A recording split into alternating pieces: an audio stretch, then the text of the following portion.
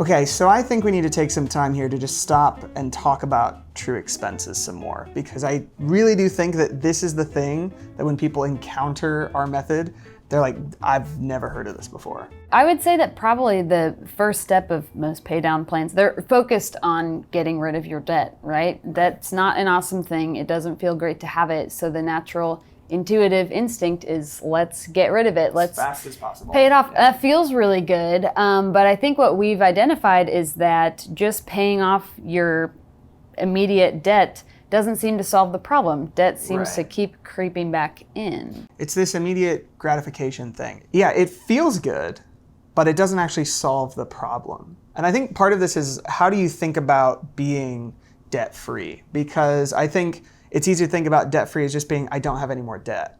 Whereas I think we want people to start thinking about, I don't have any more debt and I don't need any more debt. Yes. Right?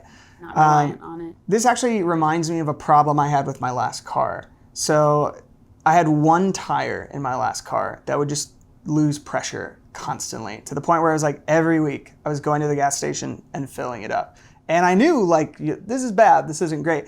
But, you know, I was busy and I had stuff to do, I couldn't be bothered. So I was like, I'm just gonna keep filling it up. So then one night I'm out on the highway and the whole thing just blows up, and now I'm stuck on the highway at midnight waiting for a tow truck, right? No good. And that's what happens. If you only address the symptoms, but not the cause, then you not only are not solving your problem, you can actually make things worse. Yeah. And I think that's what, if we jump straight to just paying off debt without actually dealing with our need for debt, that's what we're doing. This is why we're big on our true expenses.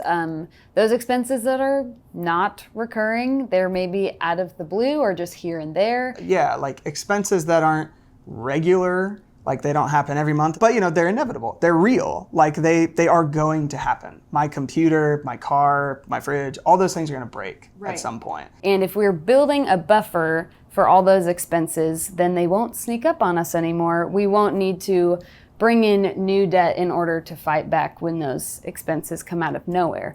So I think a really important question that we need to be asking ourselves is, what is the thing that keeps making me reach for the credit card? Right. Yeah. What's gotten me here in the past? Why am I in debt in the first place? Yeah. Right. Yep. So for me, that might be taking my dog to the vet. Am I prepared for that? No, it doesn't happen very much. And so that's when the card gets swiped, right? Yeah. I think also there are those expenses, or money, having money set aside for things that just make us feel good and content and secure, like having a medical fund built up or a car repair fund. We don't know if our car's going to break down, but I sure want to be prepared when it does. Yeah, hopefully you're not going to break your arm or have some medical condition come out, but it does make me feel a lot better to know that even if I was to like lose my job, like that I have that money there right now. But then too, I think it helps a lot of people just to have some money set aside just for whatever happens, you know? But I do think that is better spent alongside all these other specific funds. It's better to have a medical fund and a car fund and all those things, because you know those things are probably gonna happen, and then you can have this extra thing, versus just having an emergency fund and then what's an emergency? What is an emergency? Yeah, when can I use this? Yeah. I think one thing that we ought to address is that obviously there are lots of things that could happen in your life, right? And there are, you know, you could save up for so many different possibilities. And I think that can be overwhelming or even defeating. It could just be like, what's the point? I can't save up for everything, so I'm just gonna kind of, you know, go for it and hope for the best. But I do think there's a couple kind of practical things I think you can do. One is, if you have an urgent concern that's probably an expense that's on the horizon, you probably already know about it. There's obviously that unpredictable stuff like breaking your arm or whatever, but there's stuff like if you feel profound anxiety every time you try to turn on your car, you should probably put some money towards your car. That's probably priority number one at that point, right?